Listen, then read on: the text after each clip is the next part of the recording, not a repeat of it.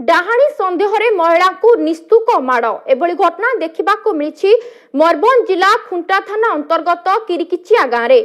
सूचना अनुसार गत शनिवार दिन महिला जनक निज बाड़ी काम करथिले। ए समय पड़िशा घर बाबू बेहरा और तांको स्त्री एवं तांको झियो आसी महिला जनक डाहाणी कही निस्तुक माड़ मारिथिले। फरे तांकर मुंड हाथ और कांधरे गभीर आघात लागिथिला।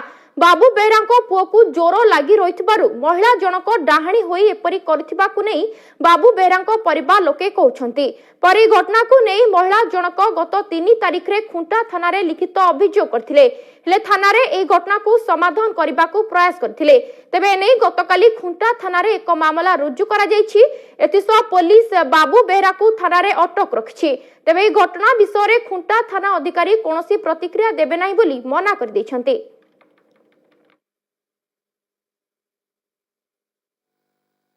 डाहाणी डाहाणी कोई कि सर मत बाडौଛନ୍ତି बाबू बेहरा पूरा मु ता पुओ को खाउछि ना कोन ता पुओ जर होउछि बोली मु सदाळ कहउଛନ୍ତି डाहाणी डाहाणी जाबतर तम अशुभ भाषा रे कहला मु तापर कहनी झाडा बांते जदी मु झाडा बांते ए पूरा बेको चुटी टाणी की तमने एगुडा विधा गुंठा तम सोना लकेट गुटे पिनथिनी ताकू भी नै गले शनिवार दिन।